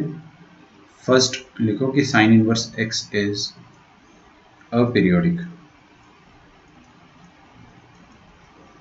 सेकंड, क्या ये फंक्शन बाउंडेड है या अनबाउंडेड है? ये गलती मत करना सोचने की कि ये फंक्शन नीचे पाताल लोक तक जा रहा है ना, ये फंक्शन ये इस लाइन के नीचे जा ही नहीं रहा है, और ये वाला फंक्शन भी ऊपर से भी इस लाइन के ऊपर नहीं जा रहा है, ठीक है, तो it is bounded. Sign inverse x is bounded. अच्छा ये इवन फंक्शन है या ऑड फंक्शन है? इज इट इवन और ऑड? देखते हैं। इवन मतलब क्या होता है? इवन मतलब होता है रिफ्लेक्शन हो वाई एक्सिस के अबाउट। अगर मैं आपके सामने ये फंक्शन बना देता हूँ, देखो ध्यान से, ये फंक्शन बना दिया मैंने और इसी का रिफ्लेक्शन ऐसा आ गया, तो ये फंक्शन इवन है। और इसका रिफ्लेक्शन अगर नीचे आया ऐसे, है ना, मान लो ये रिफ्लेक्शन है, तो उसको अपन कहते हैं ऑड। तो यहाँ पे देखोगे ना, ये फंक्शन ऑड है, ये क्लियरली ऑड है, क्योंकि इस वाली ब्रांच का रिफ्लेक्शन ओरिजिन के अबाउट सेम आ रहा है, तो ये फंक्शन क्या हो गया? ऑड फंक्शन हो गया। तो आप लिखो sign inverse x is odd.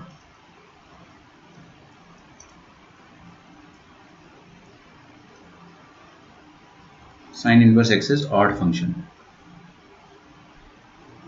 अच्छा ये फंक्शन इंक्रीजिंग है या डिक्रीजिंग है या फिर नाइदर? ध्यान से देखोगे ना, ये फंक्शन हमेशा बढ़ रहा है, छोटे x के लिए छोटा आ रहा है, बड़े x के लिए बड़ा आ रहा है। देखो ना, ये फंक्शन यहाँ से started at the bottom and it reached at the top, तो ये फंक्शन इंक्रीजिंग कहलाएगा। तो आप क्या बोलोगे कि sign inverse x is increasing.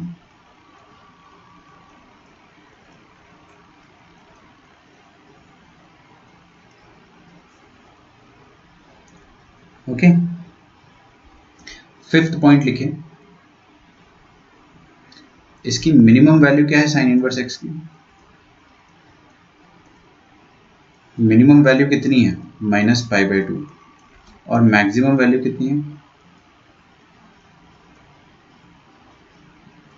Maximum value इसकी π/2। ठीक है,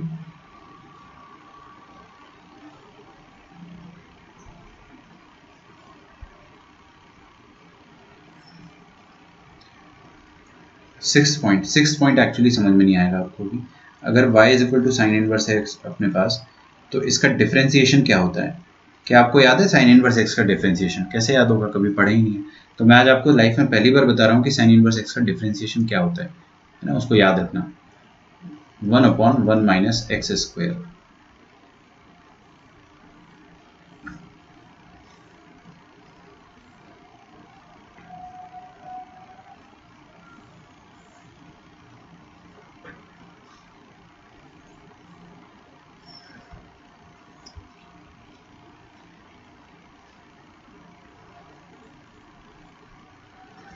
7th पॉइंट लिखें।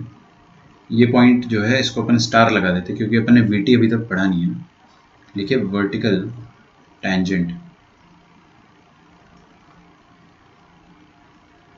वर्टिकल टेंजेंट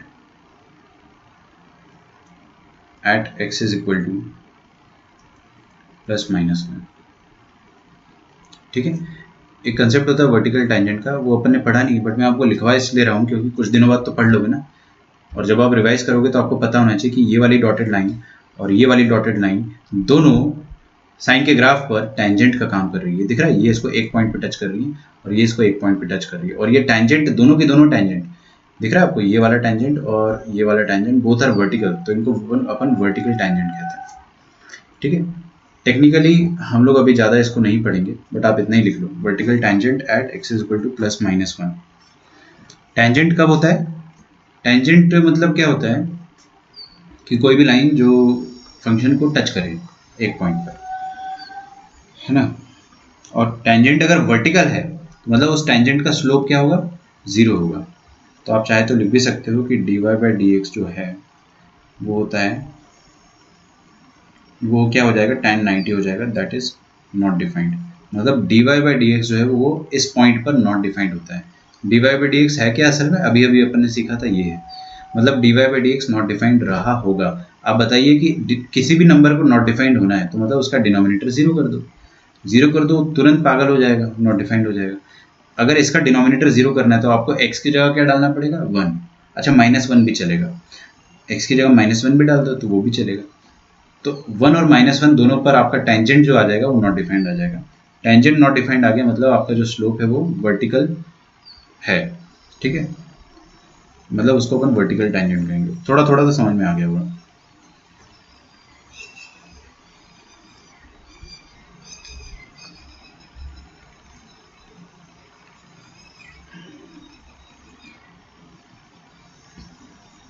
ठीक है, लिखिए छोटा सा note, inequality for increasing function.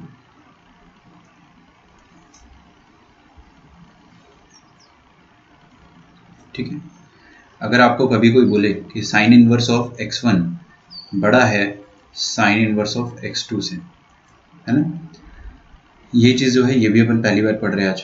Inequality तो अपन ने पूरा पढ़ा है, बट इनइक्वालिटी फॉर फंक्शंस अपन ने नहीं पढ़ा है। हमने लॉग की इनइक्वालिटी पढ़ी है, हमने थोड़ा सा पॉलिनोमियल में इनइक्वालिटी पढ़ा है, लेकिन अपन ने साइन में इनइक्वालिटी अभी तक नहीं पढ़ा है। तो आज अपन पहली बार देख रहे हैं।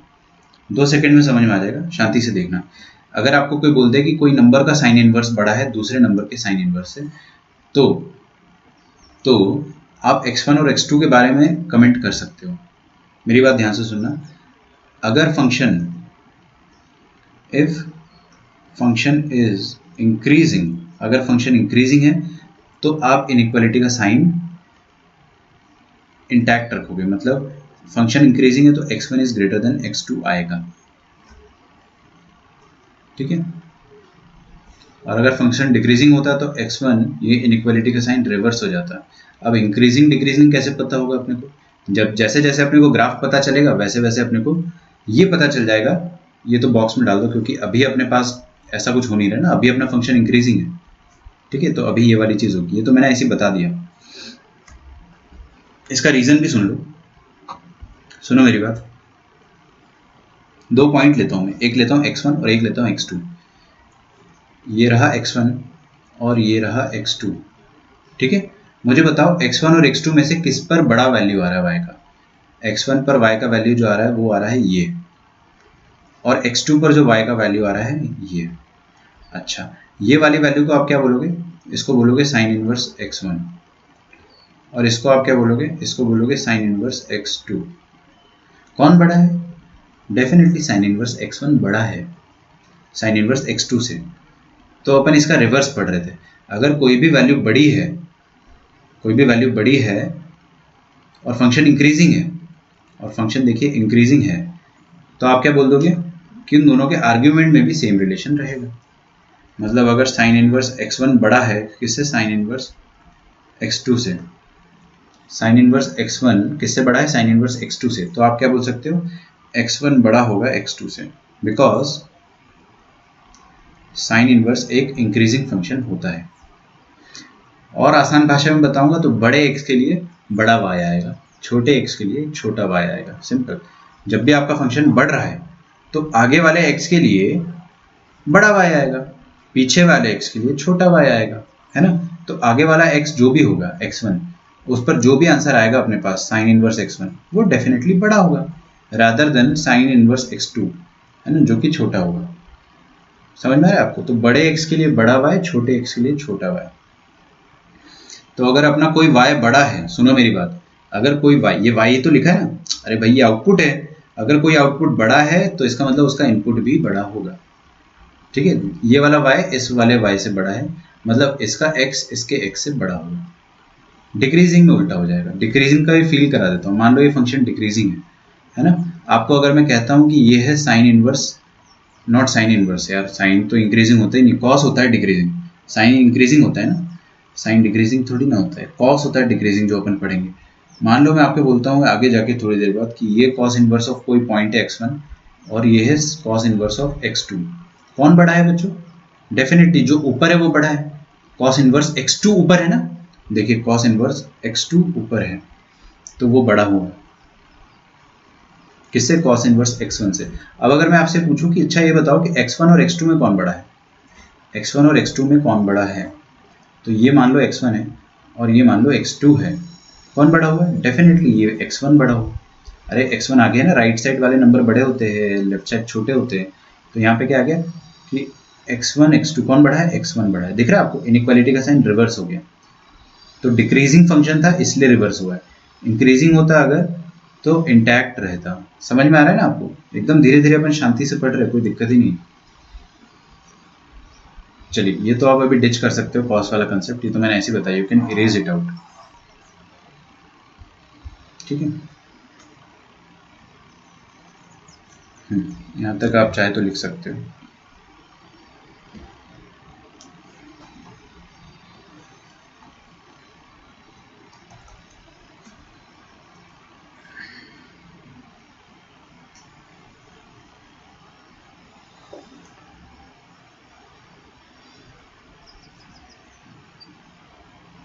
For increasing function, inequality will remain at same side. For decreasing function, inequality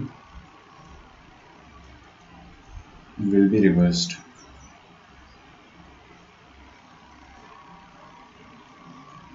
ठीक है,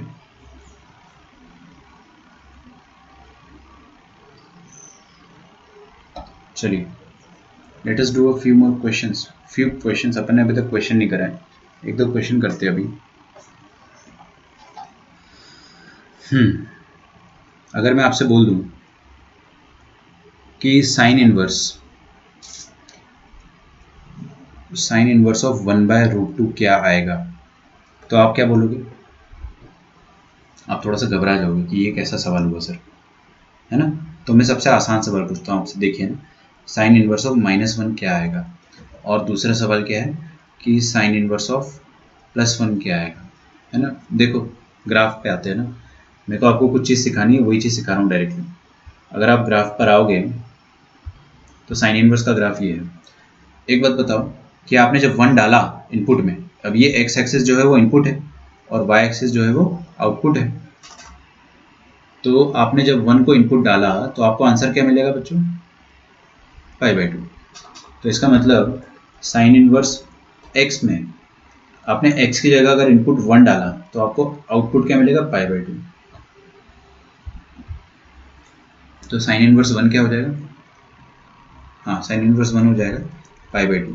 और जब आप -1 इनपुट डालोगे तो आपको आउटपुट क्या मिलेगा? -π/2। ग्राफ से देख लो, जब आपने -1 इनपुट डाला तो आपको आउटपुट मिल गया -π/2। तो ऐसा क्यों हो रहा है ना। अच्छा ऐसा हो रहा है तो समझ में आ गया अपने को, इसका मतलब क्या है वो अपन समझते हैं। इसका मतलब ये है, अच्छा ये π/2 क्या होता है? π/2 मतलब 90 डिग्री होता है। अरे मतलब किसी चीज का आंसर 90 डिग्री आ रहा है, इसका आंसर क्या आ रहा है? -90 डिग्री आ रहा है। ऐसा क्यों हो रहा है? क्योंकि ये जितने भी वैल्यूज होती ना, साइन इनवर्स एक्स में आप कुछ भी डाल दो, this is basically an angle. Sine inverse, cos inverse, tan inverse, cot inverse, sec inverse, cosec inverse, ये सारे एंगल होते हैं, ये सब एंगल है, ये सब एंगल है। इन एंगल को डरावने फॉर्म में हमने लिख दिया है, there is basically an angle. तभी तो इनके आंसर में एंगल आ रहा है भाई साहब, आंसर में एंगल आ रहा है मतलब ये एंगल ही है ना। तो हो क्या रहा है, पहले अपन उल्टा सोचते थे। अगर मैं आपसे ये पूछ दूंगा ना कि साइन 45 क्या है, 45 नहीं, चलो साइन π/4 क्या है, तो आप तुरंत बता दोगे मुझे 1/√2।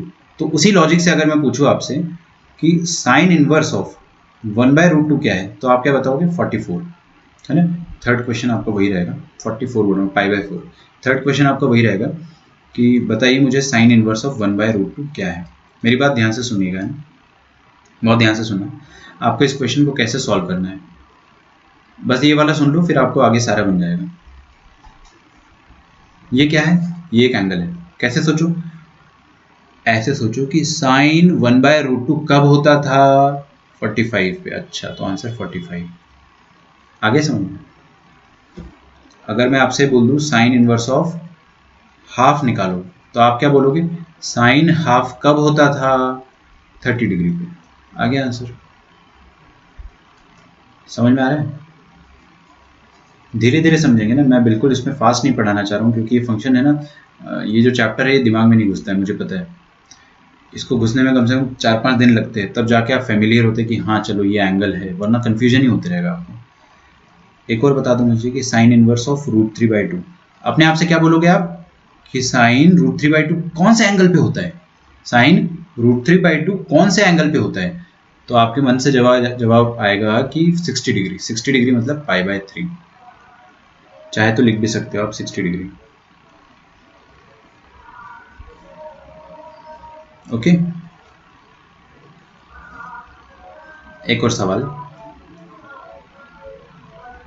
बताओ मुझे, sine inverse of -½ oh sorry sorry sorry sorry, हाँ ठीक है ना, सही है, साइन इनवर्स ऑफ -½ क्या पूछोगे अपने आप से, साइन -½ कौन से एंगल में होता है, और आपको कौन सा जवाब कौन से एंगल से देना है, फर्स्ट और फोर्थ क्वाड्रेंट से देना है। अभी क्वाड्रेंट का इंपॉर्टेंस आपको समझ में आ रहा है, मैं आपको स्टार्टिंग में समझा रहा था सबका क्वाड्रेंट, तो मैंने साइन का क्या क्वाड्रेंट बताया था, फर्स्ट और फोर्थ बताया था, तो आपको फर्स्ट और फोर्थ क्वाड्रेंट में ही जवाब देना है। तो आपसे मैंने क्या पूछा कि साइन -½ कब होता है, इधर तो बिल्कुल नहीं होता है, क्योंकि फर्स्ट क्वाड्रेंट में साइन हमेशा पॉजिटिव रहेगा, तो मतलब डेफिनेटली फोर्थ क्वाड्रेंट की बात हो रही है।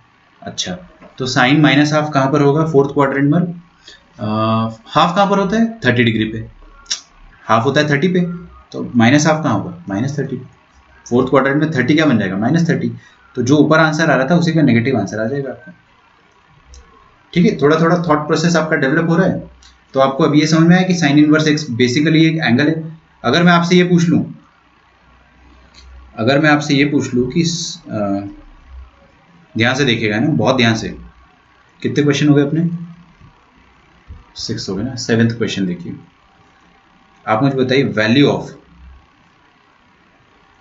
Cos of sine inverse half.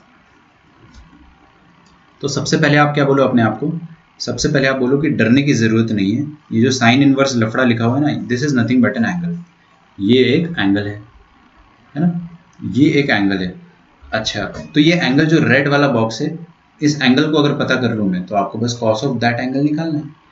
सही, चाहे तो आप ध्यान से सुनो मेरी बात है ना, चाहे तो आप डायरेक्टली सॉल्व कर सकते हो। कैसे, आप अपने आप को बोलो कि ये क्या लिखा है, साइन इनवर्स ऑफ हाफ, इसको सॉल्व कर लेता हूँ मैं अलग से, साइन इनवर्स ऑफ हाफ, क्या बोलोगे अपने आप से, साइन हाफ कौन से एंगल पे होता है, 30 डिग्री पे, तो आपका आंसर क्या आ गया, π/6। मतलब ये जो रेड वाला बॉक्स है, रेड वाला जो मैंने आपके सामने सर्कल करा है, ये क्या है, 30 डिग्री, तो आपका आंसर क्या आ जाएगा, कॉस ऑफ 30 डिग्री।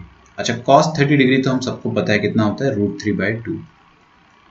क्लियर, समझ में आ रहा है आपको, धीरे धीरे फ्रेमिंग समझ में आ रहा है कैसे, और आपको ये भी समझ में आ रहा होगा कि क्वेश्चन क्यों, ये चैप्टर क्यों आपको इतना डिफिकल्ट लगता है, क्योंकि एवरीथिंग इज न्यू और एवरीथिंग इज वेरी डिफरेंट, तो थोड़ा सा स्टार्टिंग में मुश्किल जरूर लगेगा आपको।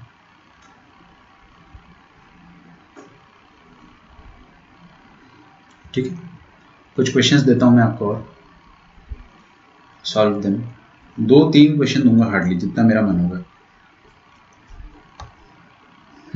√3/2, गुड। यहाँ पर आ जाते हैं, अगर मैं आपसे बोल दूं कि साइन इनवर्स 0 ये क्या होगा, 8th वाले का आंसर दो आप, 9th वाले का आंसर आपको कैसे टाइप करना है, हर कोई टाइप करेगा, ठीक है, 8, 9, 10th, और आपको कौन कौन से क्वाड्रेंट में सोचना है, फर्स्ट एंड फोर्थ। मैं स्टार्टिंग में आपको याद है क्वाड्रेंट समझा रहा था कि कौन से फंक्शन का क्या क्या क्वाड्रेंट आपको लेना है, ये दोनों नहीं लेना है, तो उसका इंपॉर्टेंस ये है कि आपको बस फर्स्ट और फोर्थ क्वाड्रेंट में सोचना है, वरना हाफ तो ये सेकेंड क्वाड्रेंट में भी होता है, साइन तो 150 डिग्री पर भी हाफ होता है, बट अपन 150 डिग्री थोड़ी ना देंगे, हम आंसर देंगे बस यहाँ से यहाँ तक, 1 से 4 तक। ओके, चलिए, साइन इनवर्स 0 हो गया अपना, और सारी कर लिए क्या अपने, sine inverse x is equal to -45 degree, find x.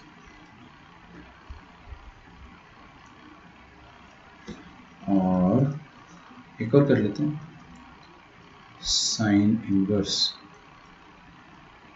X is equal to, अरे यार मैंने क्या -π/4 आएगा ना, सॉरी,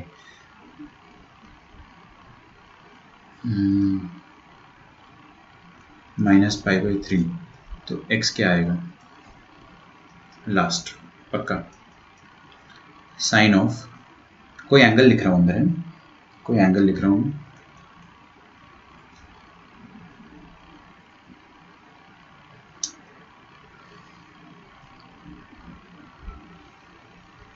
साइन इनवर्स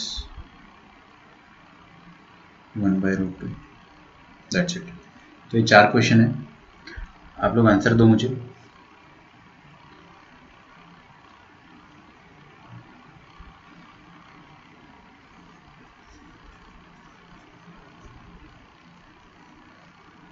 फिर इसके बाद अपन कॉस का ग्राफ काटेंगे, बस उसका इन्वर्स अपन नेक्स्ट टर्न में पढ़ेंगे मंडे को, क्योंकि मैं आपको बहुत ज़्यादा एक साथ नहीं पढ़ाना चाह रहा हूँ।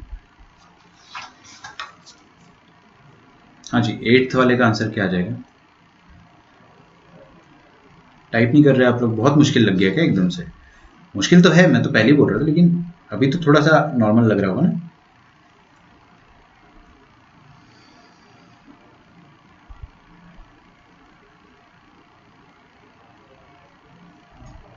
गुड, प्रांजलि के आंसर आ गए चारों।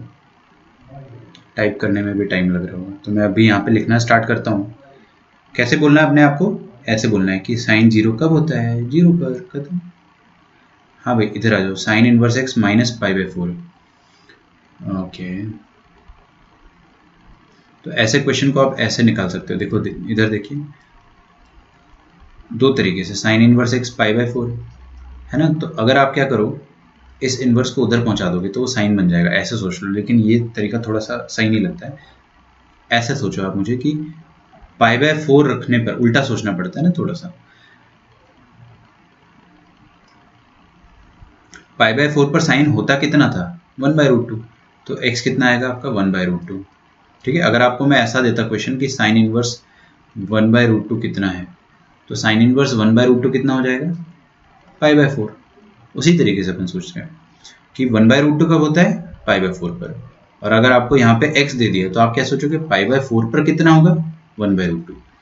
ठीक है, सेम चीज़ यहाँ पे सोचते हैं कि -60 डिग्री, -60 डिग्री पर साइन कितना होता है?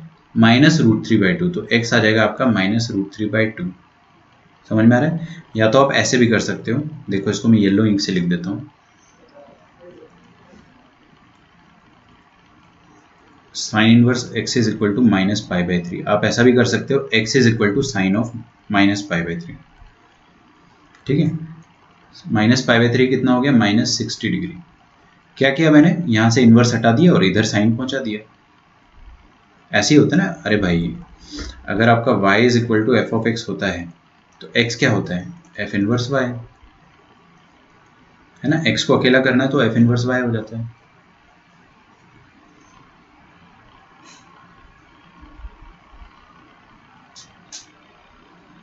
तो यहाँ से क्या आ जाएगा? x is equal to sine of π/3। ऐसे भी सोच सकते हो और जैसा अपन ने पहले सोचा था वैसे भी सोच सकते हो। यहाँ पे आ जाओ, ये तो बड़ा आसान है सोचना, है ना। तो पहला जो तरीका है वो मैं बता देता हूँ सोचने का, फिर उसके बाद दूसरा तरीका बताता हूँ। पहला तरीका क्या है कि 1/√2 कब होता है बच्चों? साइन 45 डिग्री पे। कूल, तो we can write it as sine of, ये कुछ नहीं है, साइन इनवर्स। मेरी बात सुनो आप, जब भी आपको इनवर्स दिखेगा तो आपको क्या बोलना है? This is nothing but an angle. Sine inverse, cos inverse, they are all angles. तो ये कौन सा एंगल है? 45 डिग्री। साइन 45 कितना होता है? 1/√2, है ना। ये एक तरीका हो गया। और दूसरा तरीका जो सॉल्व करने का हो गया वो ये हो जाएगा, आप क्या करो, इस एंगल को थीटा मान लो, तो sine inverse 1/√2 this is equal to theta. ठीक है, थीटा मान लो, साइन इनवर्स को उधर भेज दो तो कितना हो जाएगा? अभी बिगिनर से अपन, तो इस कारण मैं ऐसे सिखा रहा हूँ, और जब थोड़े से बड़े हो जाएंगे तो मैं आपको ढंग से सिखाऊंगा। तो ये कितना हो जाएगा? Sine theta is equal to 1/√2। Okay, अब क्लियरली यहाँ से पता चल गया कि थीटा कितना रहा होगा, 45 डिग्री, है ना। तो आपको करना क्या, जब भी आपको साइन इनवर्स दिखे उसको थीटा मान लो। क्या मान लो उसको, थीटा मान लो। और फिर उसके बाद ये वाला स्टेप इंपॉर्टेंट है, साइन इनवर्स यहाँ पर था, उधर जाके वो साइन बन जाएगा, ठीक है ना। जैसे यहाँ पर y is equal to f of x होता है, अगर मैं यहाँ पे x को अकेला कर दूंगा तो उधर क्या हो जाएगा, एफ इनवर्स हो जाएगा, ठीक है। अच्छा, लास्ट एक चीज़ मैं आपको बताना चाह रहा हूँ कि साइन इनवर्स x का मतलब ये कतई नहीं होता है कि वो 1/sin x है, बिल्कुल भी नहीं, please keep it in mind. ये सबसे बड़ा एरर होता है फर्स्ट क्लास में, मैंने आपको जानबूझ के अभी लास्ट में बताया है। इनवर्स ऑफ अ फंक्शन है ये, साइन फंक्शन का इनवर्स है, सिंपल। आपने उस फंक्शन का रिफ्लेक्शन ले लिया, ऐसे रिफ्लेक्शन ले लिया बस। ये -1 जो ऊपर लगा ना, वो पावर नहीं है, वो बस एक तरीका है दिखाने का कि हाँ आपने फंक्शन का इनवर्स लिया है, ठीक है। ये चीज़ आप सोच मत बैठना, अभी देखता हूँ मैं किस किस का आंसर सही आया था। तो 0 1/√2 -√3/2 और 2 1/√2, सर 8 विल बी -1/√2। ओके, मैं एक बार देख लेता हूँ, है -1/√2 क्यों आएगा, 8 0 ही आएगा ना। अरे भाई साइन 0 कब होता है, जब आप उसमें 0 डालोगे, खत्म। 0, सागर आपके सही है, धनुश्री आपके भी सही है, सानिका आपके भी सही है, कृतिका का 10th वाला बाद में आया था शायद। ओके, 8 9 आपने पहले दिया था। कशिश आपके भी सारे सही है, निखिल के भी सारे सही है, आदित्य के भी सारे सही है। नहीं आदित्य, आपका एक गलत हो गया ना, -1/√2 वाला। ओह, 9th वाला -1/√2 आएगा, ये कह रहे हो आप। ओके ओके ओके ओके, है ना, माय बैड, -1/√2 आएगा, गुड। आदित्य नवले जो मेरे को कह रहा था वो था 8th वाला, 9th वाला, आपने 8th लिख दिया था, है ना, थैंक्स। यहाँ -1/√2 आएगा, बिल्कुल सही है आप लोगों का कहना, ठीक है, -1/√2 आएगा, क्योंकि साइन ऑफ -π/4 कितना आ जाएगा, यहाँ पे -2, ठीक है।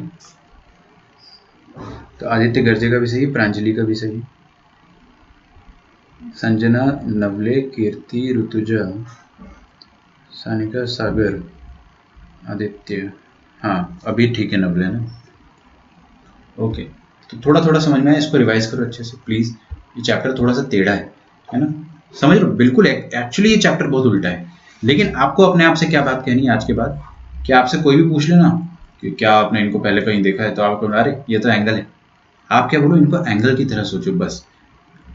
एज अ बिगिनर आपको बस यही आदत डालनी है कि ये सब एंगल्स है, sine inverse x, cos inverse x, tan inverse x, cot inverse x, है ना, और कोजेक इनवर्स और सेक इनवर्स, ये सब के सब क्या है, दे आर ऑल एंगल्स, ये सब एंगल है। तो अपन मंडे से इसको बहुत ज़्यादा डिटेल में पढ़ने वाले, एकदम एक्सटेंसिव।